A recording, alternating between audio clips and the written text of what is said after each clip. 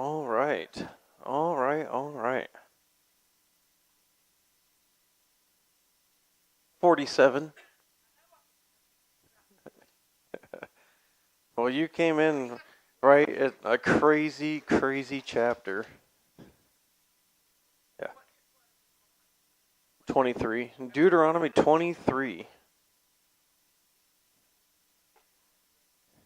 Yeah. You've missed cross-dressing, rights of divorce. You've missed all sorts of things in Deuteronomy.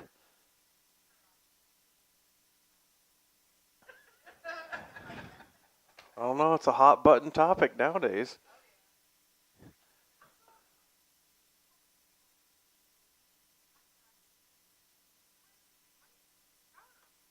hmm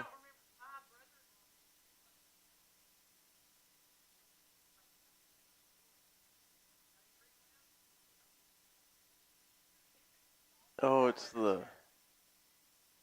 hose thing making a noise. I'm like, is the sound system going out? Well, hey, without further ado, welcome everybody to TUBBS. Welcome, welcome. We were in Deuteronomy 23 today, and we're getting close to the end of Deuteronomy, but there's still lots of good stuff to come. From what I've seen ahead, Deuteronomy 32 is going to be particularly interesting. So in a few weeks from now, we'll get to that. But before all that, let's go to the Lord with a little bit of prayer before we get started. Oh, dear Heavenly Father, thank you for this place for us to come and gather and sharpen each other's knowledge and to learn more about you, Lord. And I know personally, the more I learn about you, the more the life kind of makes sense and why things work the way they work. So, just real excited for that, Lord. Thank you for all of these hearts and minds that have come to learn more about you, Lord, and partake in this experience, and to everyone else out online as well. So we just thank you, Lord, and we give you praise for all things, for we would have nothing without you, Lord. So please open up our eyes, hearts, and ears for whoever's here and whoever's out online, and let's dive right into this. Amen. All right. I told you and you were in for a crazy one, Vicky. Verse 1. No one who is emasculated or has his male organ cut off shall enter the assembly of the Lord. Welcome back. So, what this means and the idea behind it is, so anyone who has their male organ cut off, it would be a eunuch. You know, whether this is by accident, by birth defect, or deliberately. And the idea is that they are not excluded from religious life, but from political office. So they wouldn't be a judge. They wouldn't be kind of the leader of Israel or anything like that. They would be excluded from those political offices. And it's because the idea of the lineage seed is so important. We have to remember it is a male-dominated society at this point. So the idea of your lineage and passing on your family name and having, you know, a male son to take on after you and not having your lineage cut short, which is the terminology that the Bible uses, is very, very important. And the other part of this is because some or most who were made eunuch were for pagan gods, as a form of pagan god worship. So it would make it stems from that it would make sense that they wouldn't want someone who was made eunuch to be a leader of Israel or hold political power or anything like that. And the assembly of the Lord in this context is elders, officers, magistrate, judge. However, this does not mean that they can't be accepted by God. So, if we turn to Isaiah 56, let me flip over here real fast.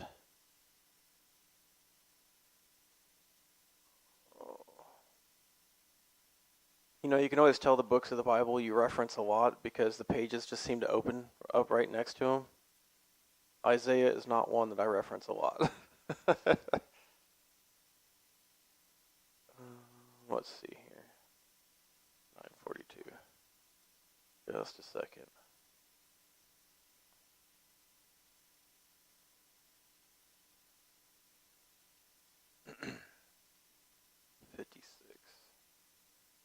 You know, if I was smart, I'd put in little bookmarks for all my references to make it faster.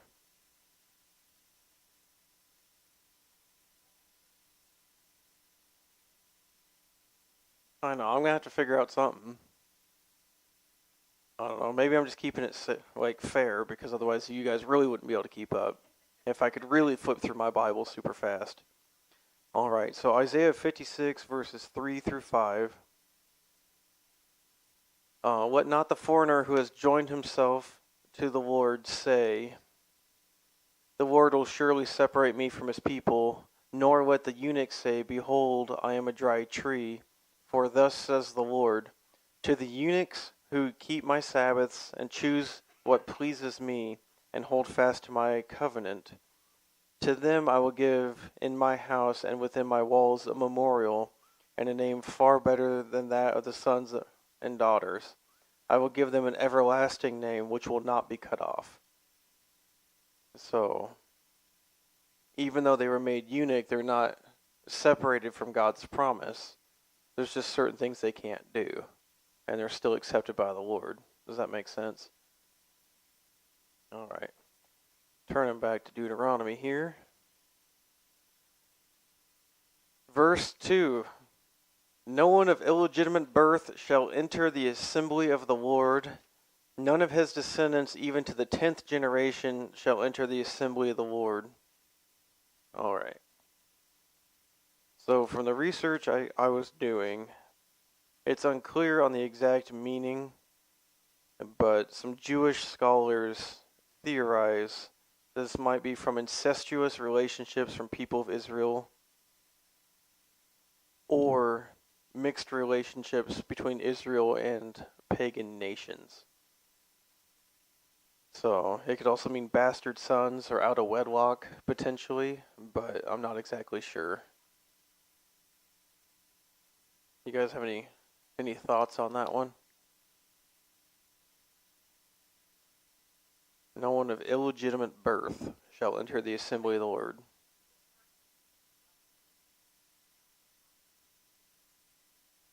Yeah. Yeah.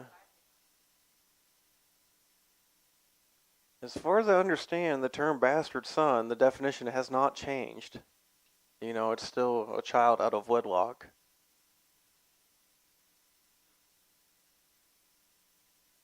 Yeah. 10 generations is a long time. All right, moving on here to verses 3 through 6. No Ammonite or Moabite shall enter the assembly of the Lord. None of their descendants, even to the 10th generation, shall enter the assembly of the Lord, because they did not meet you with food and water on the way when you came out of Egypt, and because they hired against you Balaam the son of Beor from Pethor of Mesopotamia to curse you. Nevertheless, the Lord your God was not willing to listen to Balaam, but the Lord your God turned the curse into a blessing for you, because the Lord your God loves you. You shall never seek their peace or their prosperity all your days. So, if we think, what? Yeah, pretty much. Enemies forever. So if we think back to Exodus, which now feels like 6 years ago, after going through, Numbers, this is when they were going through the wilderness, and they were not going to deviate from the left to the right, but we're going to spend money and buy what they needed for their journey through the land. And the people in that land were still afraid of them, and then obviously hired Balaam to curse them. So that's why this punishment is handed down, and why they can't hold, office elders, officers, magistrate, judge, any of those offices. But it's also because they are from disgraced beginnings. So if we turn to the first book of the Bible, Genesis, and we go to Genesis 19,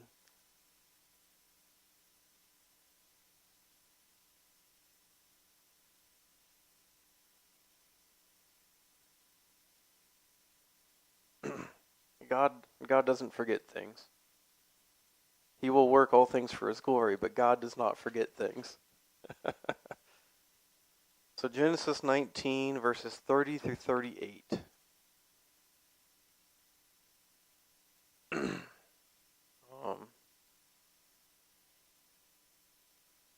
So we're talking about Lot here. Lot went up from Zoar and stayed in the mountains, and his 2 daughters with him, for he was afraid to stay in Zoar. And he stayed in a cave, he and his 2 daughters.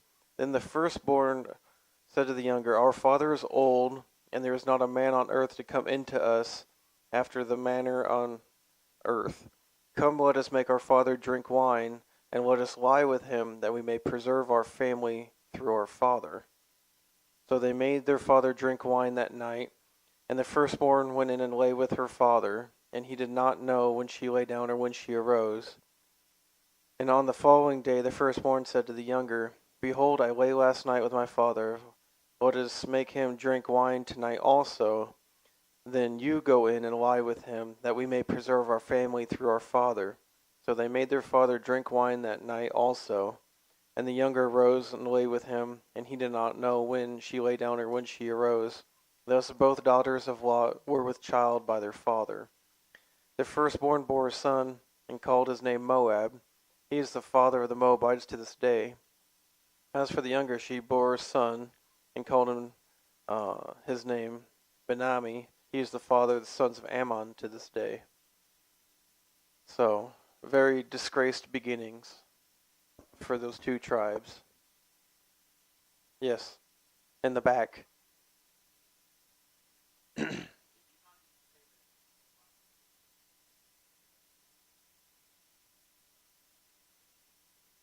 Yeah.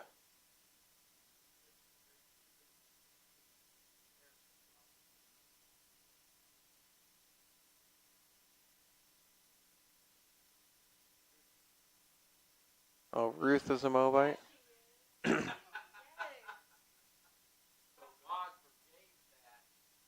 Okay. Okay.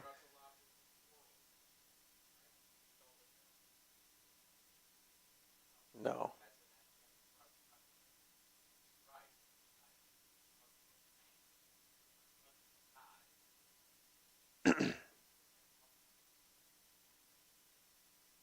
So the Lord has forgiven that through Ruth, at least for women. Carlo would be so happy. Well, good. I didn't have that little piece of backstory there. Any questions on that part, though? On why they would be forbidden from holding political office, essentially? Because remember, these people aren't segregated from religious life, it's just from specific offices. All right. Well, then, I guess we can move on to 7 and 8. So Deuteronomy 23:7. You shall not detest an Edomite, for he is your brother, and you shall not detest an Egyptian, because you are an alien in his land. The sons of the 3rd generation who are born of them may enter the assembly of the Lord. So this is very different from 10 generations. Which, Pops, if you think about it, 10 generations might not actually be that long back then, because most people only lived about 40. So it could only be 400 years, technically speaking. So just kind of interesting there. So, yep. Esau was the father of the Edomites, and Esau was Israel's brother. So, Fred probably already knows this, but who's a notable Edomite? King Herod, or Herod the Great. would be a notable Edomite, which, he built great temples and other things to kind of clear his name, and it never really kind of panned out. They still kind of hated him. Israel did. And then, the big thing is the third generation, so it's like they're only barred for a little while, but then soon they're going to be pulled back in.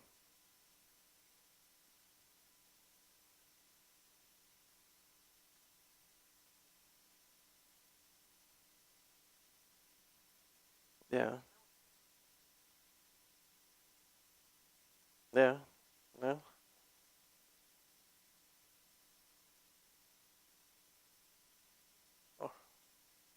Well, I mean, you're right. I'm trying to think of like what my great grandfather's name would be.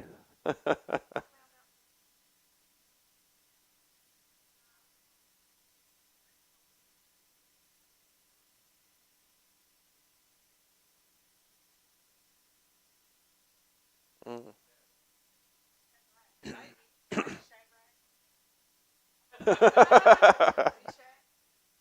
Yep. So it's interesting here that it calls out the Egyptians because you are a guest in their lands. And this is again how God turns everything around for his glory. Yes, they were slaves in the land of Egypt, but that was really so the people could come through the oppression to know their God again, and then for God to rescue them from that situation for God's glory. No one's going to say, the slaves have parted the seas themselves. No, they did not. It's all for God's glory. So it's interesting how God will turn things that you might not, that look bad, into things for his glory. And also gives them a history that they can always refer to no matter what happens. All right. Any questions on that part? Well, then verses 9 through 14.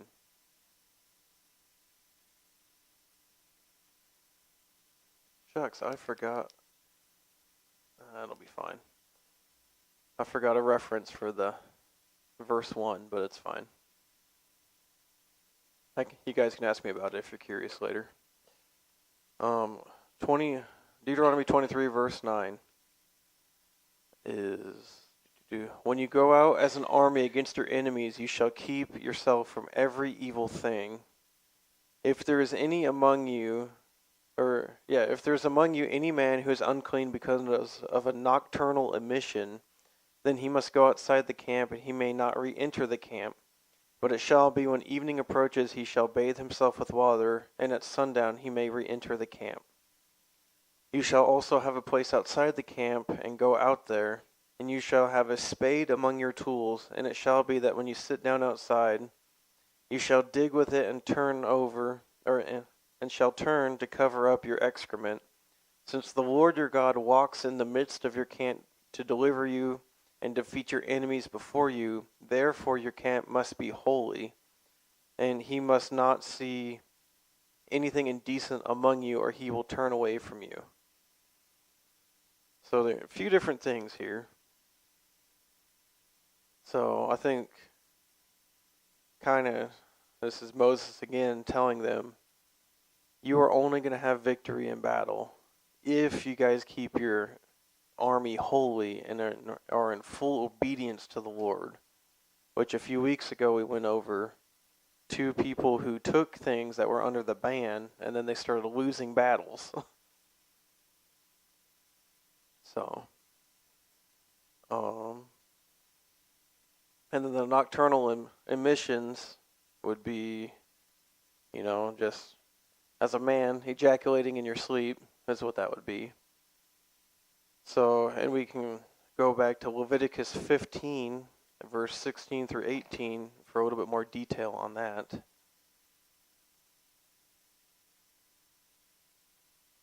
Leviticus.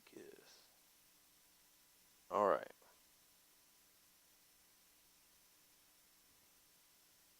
So Leviticus 15, verse 16. Now if a man has a seminal emission, he shall bathe all his body in water and be unclean until evening. As for any garment or any leather on which there is seminal emission, it shall be washed with water and be unclean until evening. If a man lies with a woman so that there is a seminal emission, they shall both bathe in water and be unclean until evening. So this is really just Moses referring back to what has already been established. And I do like the part where it says, your camp must be holy, since the Lord your God is walking through your camp to deliver you from your enemies. You have to keep your camp holy and kind of keep the unclean things separate and put away from the camp. So I thought that was kind of something we should probably do in our own lives if we're calling on the Lord to help us with our own battles. Kind of a thought there. Any questions on that part?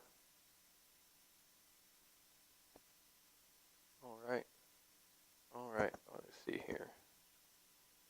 It's like this microphone's straddling that line between too loud and too quiet. All right. So Deuteronomy 23:15. You shall not hand over to his master a slave who has escaped from his master to you. He shall live with you in your midst in the place which he shall choose in one of your towns where it pleases him. You shall not mistreat him. So this would be pretty radical for the time, because keep in mind that, they will have servants and other things at this time as well.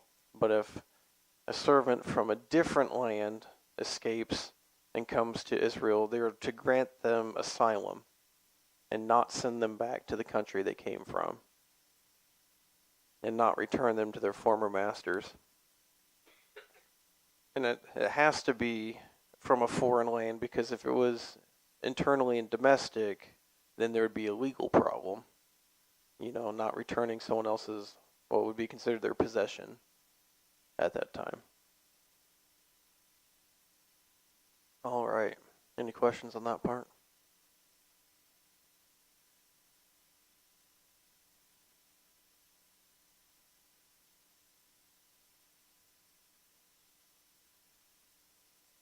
Yeah. Yeah. Yeah. Well, I mean, Joseph was a slave in Egypt until, and look what God did in that situation. So with Hagar, yeah, it makes sense. Lord has his own plans for sure. All right.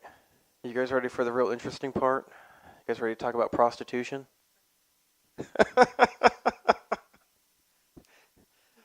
All right. So Deuteronomy 17 through 18. I love how this one book, it'll be like he'll be going along and it'll be like one or two verses of something completely different. And then it'll keep going like it never even happened. All right. So Deuteronomy 23:17. None of the daughters of Israel shall be a cult prostitute, nor shall any of the sons of Israel be a cult prostitute. You shall not bring the hire of a harlot or the wages of a dog into the house of the Lord your God for any votive offering, for both of these are an abomination to the Lord your God. So what is your guys' initial thoughts on this?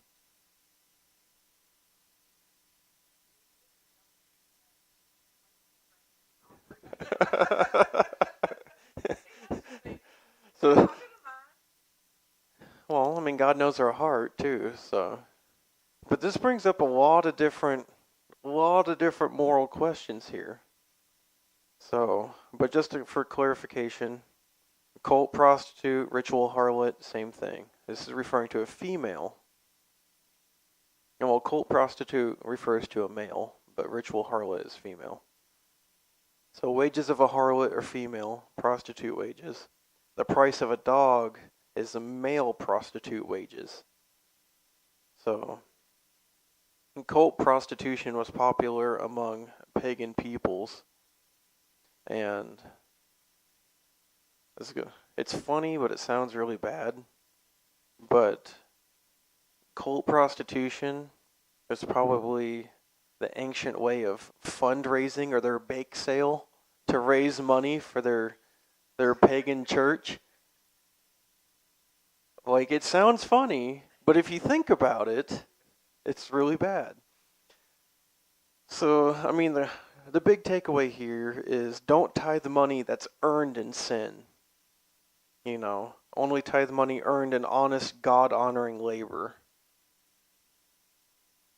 Well, and a big part of tithing is you're really just tithing the things back to the Lord that the Lord has already given you. Like, yeah, so, and the other part of this is it's an abomination to the Lord. So yet another example of how disgusting sexual immorality is to the Lord, male or female. But the kind of question here is, you know, what if we're doing something bad for a good cause? You know, it seems in today's culture, this is a very popular question, or a very popular kind of like movie topic, or as I call it, sympathy for the devil, is really kind of the other part of this same question. So what do you guys think about that?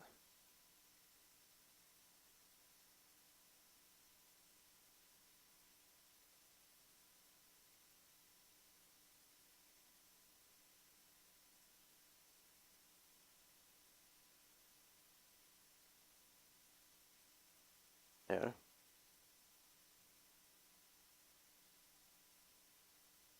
Right.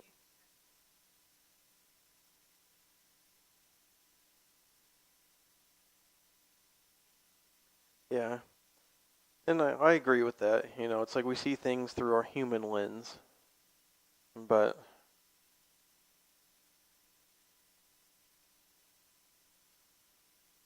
yeah. Well, and with an issue like that, you know, we need to be logically consistent. You know, because the abortion issue is such a big one. And they're playing like this moving cup game of when they're determining life starts.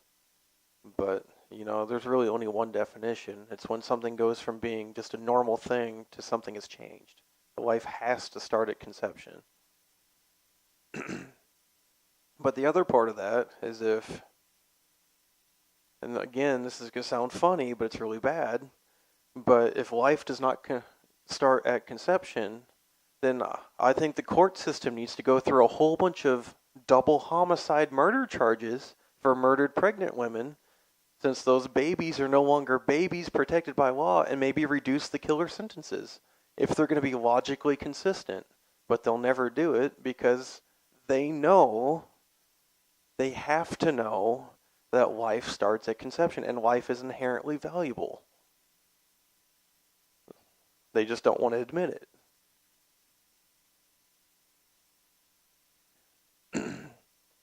So, just kind of an interesting thing there. So, I think, and I kind of wrote this down in haste last night, but if we're doing something bad for a good cause, we are failing to trust in the Lord's provision. We're taking matters into our own hands, saying this is the only way this is going to work out. And again, it's because we're seeing it through that human lens of our limitation.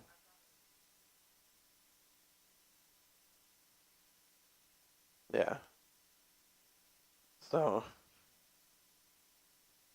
and the other part of this cult prostitution thing, and I'm gonna mispronounce this name, during the reign of Asa in 1 Kings 15:12, and the reign of Josiah 2 Kings 23:7, the cult prostitutes were exiled from Israel.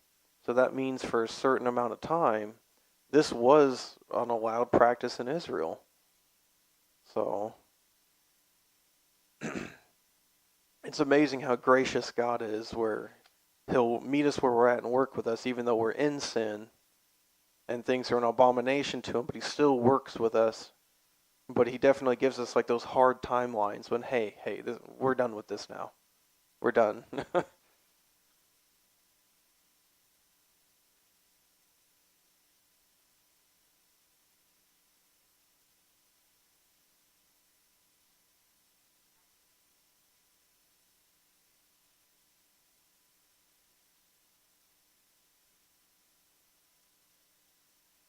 Yes, I agree with that.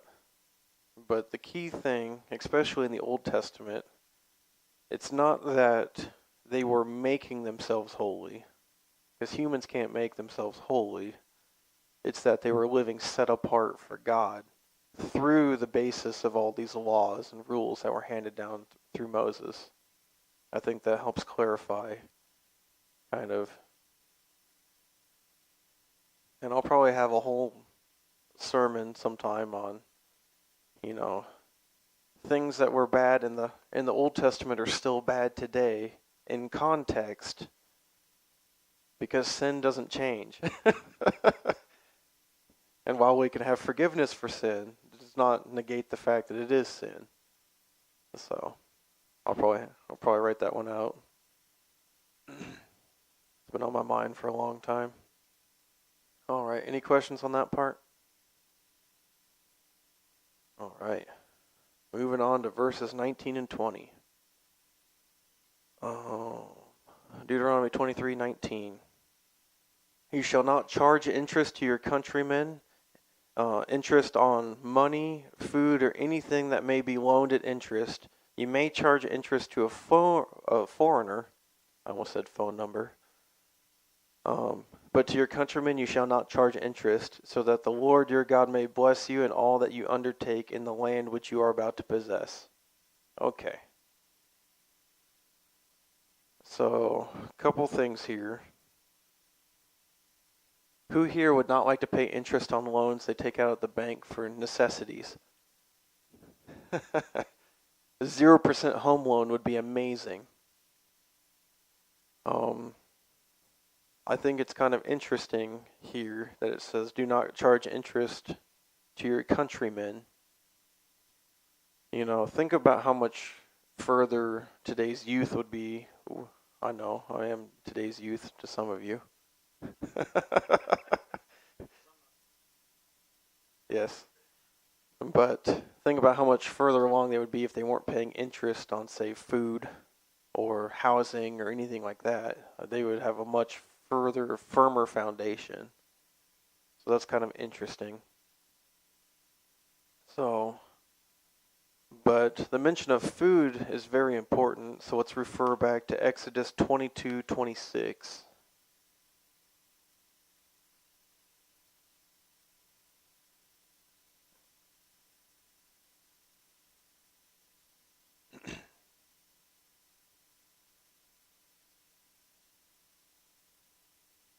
Oh, sorry, 25. Exodus 22:25. If you lend money to my people, to the poor among you, you are not to act as a creditor to him. You shall not charge him interest. So,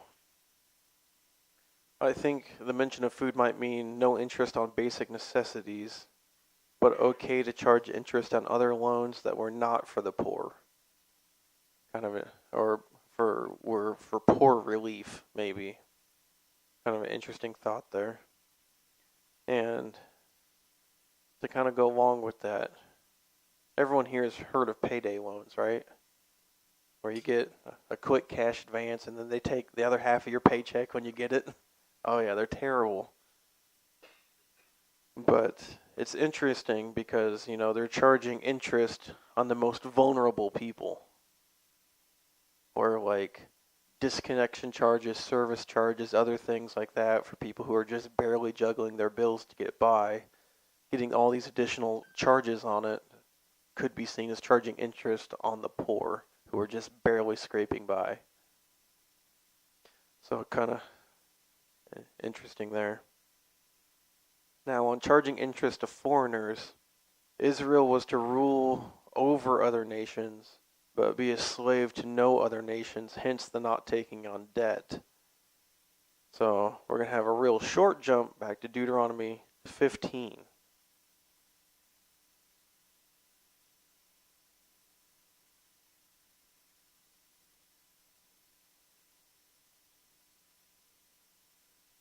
So Deuteronomy 15, verse 6. It took me forever to find this one last night. And I was sitting there reading it. I'm like, I know it's here. Okay, so Deuteronomy 15, verse 6. For the Lord your God will bless you as he promised you, and you will lend to many nations, but you will not borrow, and you will rule over many nations, but they will not rule over you.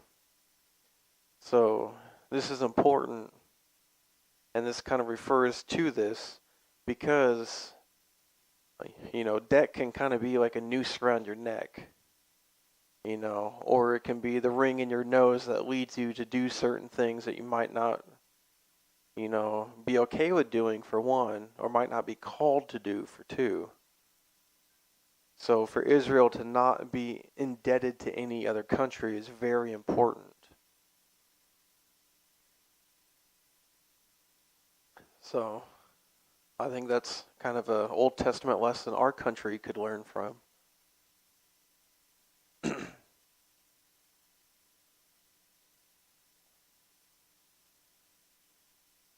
Mm-hmm. Oh yeah.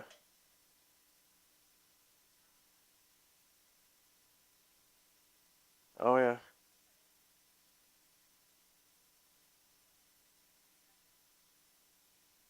Yeah. Yeah, as Vicky said, a lot of positions of government, you can't have bad credit and have that position because you can be bribed. Look, I just want the stock options that our elected officials have. And I want that information when they get it. So, that's a whole different topic. All right. Any comments on that last part on interest? Did you find it interesting?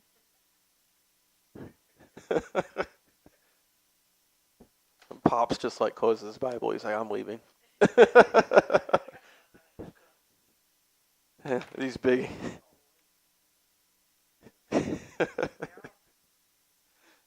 All right. Well, moving on to verses 21 through 23. So now for something completely different. When you make a vow to the Lord your God, you shall not delay to pay it, for it would be a sin in you, and the Lord your God will surely require it of you. However, if you refrain from vowing, it would not be a sin in you. You shall be careful to perform what goes out from your lips, just as you have voluntarily vowed to the Lord your God what you have promised. Okay. So, I did some looking into this. So, I guess the first question here is, what is a vow? Okay.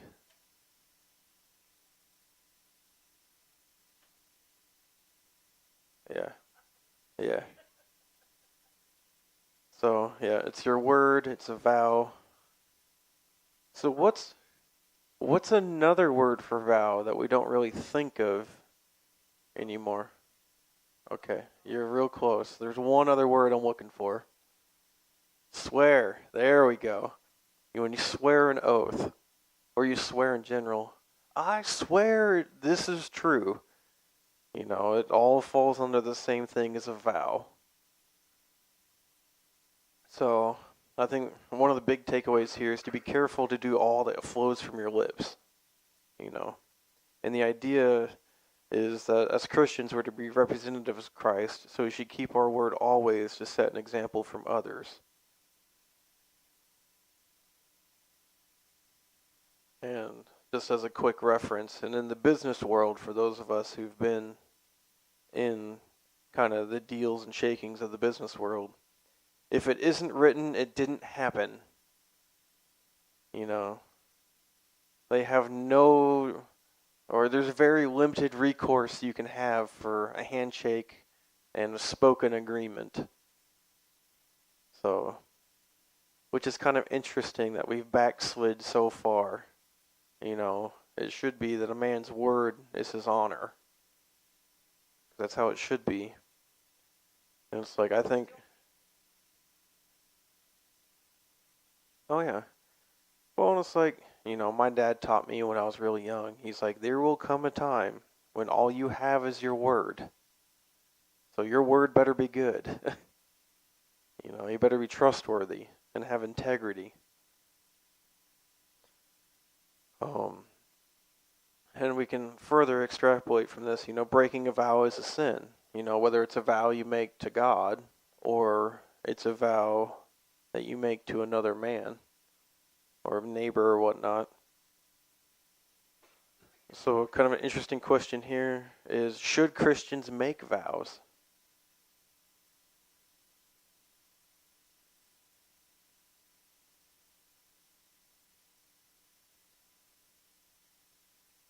So unless it's something holy and good, then no. Yeah.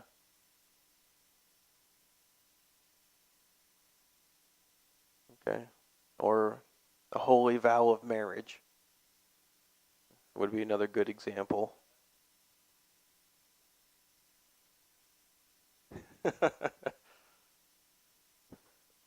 So, let's see here. What about foolish vows? What do we do then?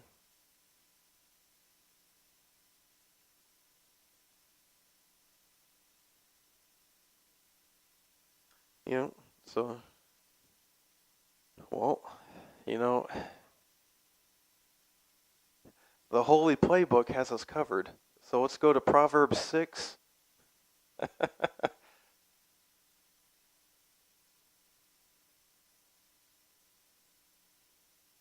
So it's Proverbs, there we go. So Proverbs 6 verses 2 through 5.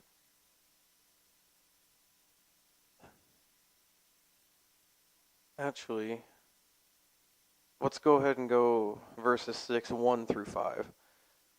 My son, if you have become a surety for your neighbor and have given a pledge for a stranger, if you have been snared with the words of your mouth, have been caught with the words of your mouth, do this then, my son, and deliver yourself. Since you have come into the hand of your neighbor, go humble yourself and importune your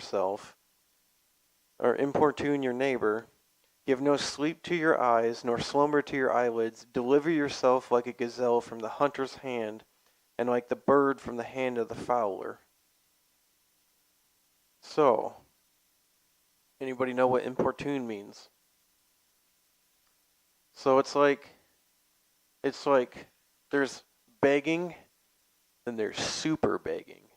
Begging with earnest or a hurriedness, or it says to, I looked at the definition, it said, like, one version was like to annoy, the other one was to, start with a V, it's gone.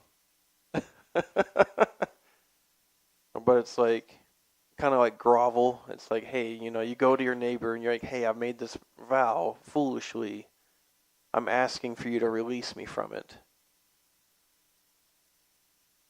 So, but in Proverbs 6, verse 1, if you have become a surety for your neighbor, before I define what that word means, let's go to Proverbs 17, verse 18.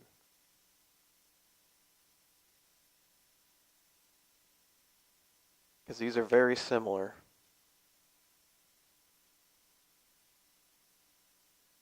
17:18.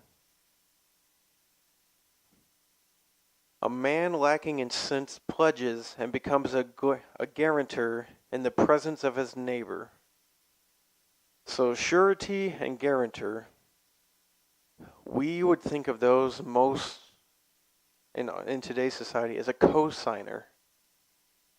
So if you're co-signing that your neighbor or a stranger or someone can do something that you're not 100% sure, you've made a foolish vow, you've foolishly co-signed on something, this is kind of how to get out of that.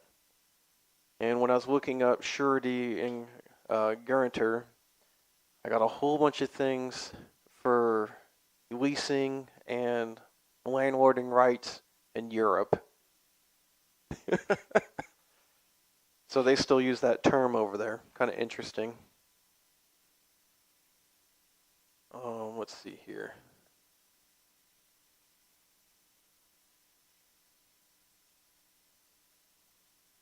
Yep, surety bond. And yes, they do use that on deeds of housing.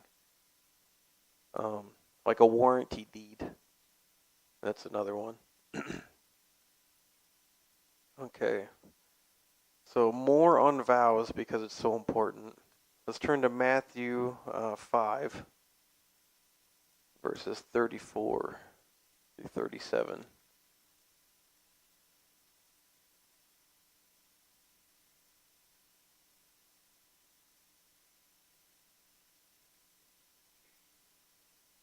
Okay. So I think this is a big part of why swearing is so bad too. Not swearing as in the sense of bad words, but swearing as a vow. Though bad words are still bad. Matthew 5, 34 through 37.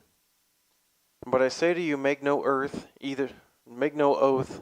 at all, either by heaven, for it is the throne of God, or by earth, for it is the footstool of his feet, or by Jerusalem, for it is the city of the great king. Nor shall you make an oath by your head, for you cannot make one hair white or black. But let your statement be yes, yes, or no, no, and anything beyond these is evil. So, interesting there.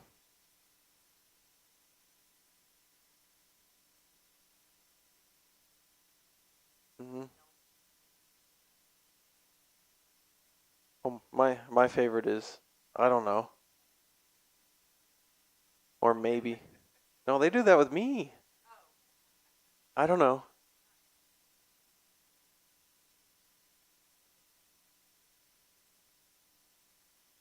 Mm, yep, yep. So let your yes be yes and your no be no. So, but no maybes. And let's turn to James 5 real quick. I know we're jumping around a lot today, but it's worth it.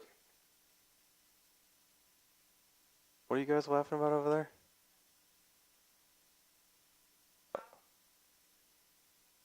Is that the discount version of the Jackson 5?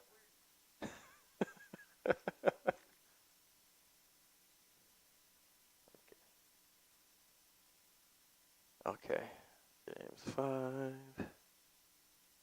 12. Yep.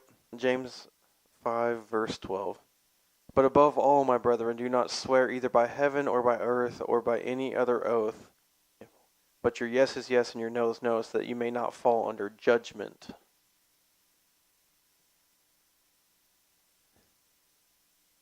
So, as Christians, we should have so much integrity that a vow is unnecessary. I think is a big sticking point there. And for the last piece on this one, Ecclesiastes 5. I have a very interested ooh from the back. Come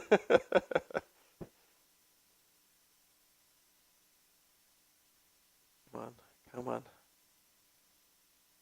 come on. Oh, I've hit Revelation. I've gone too far.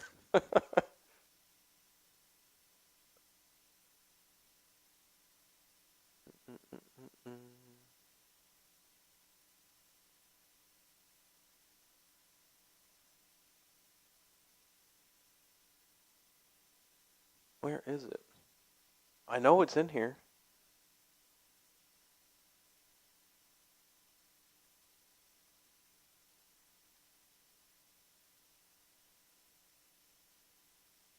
All right. Oh, I was so close to it too, and I couldn't find it.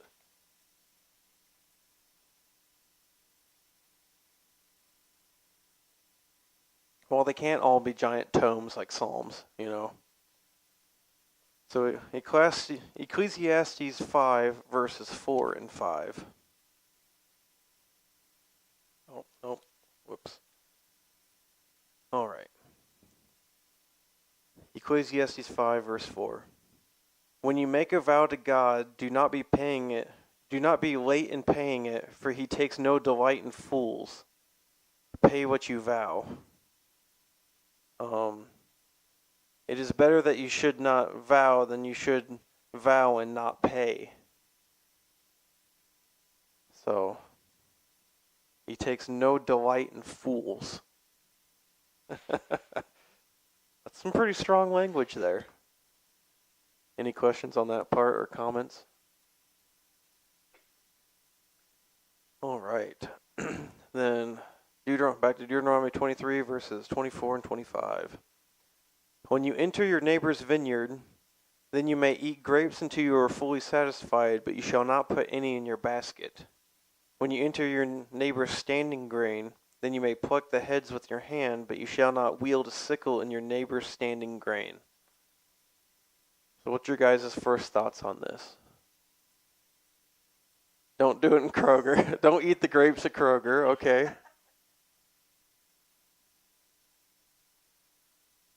Take only what you need. So this specific practice is called gleaning. And it's what the masters of the field would let the poor people do after the harvest was done. It was just let them go get the scraps and stuff.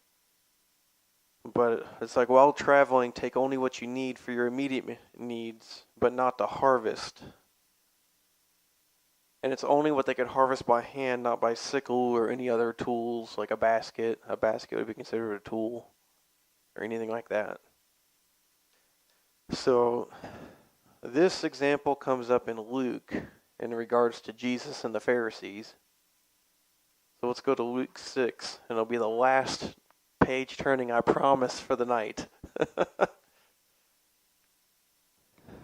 Matthew, Mark, Luke, and John.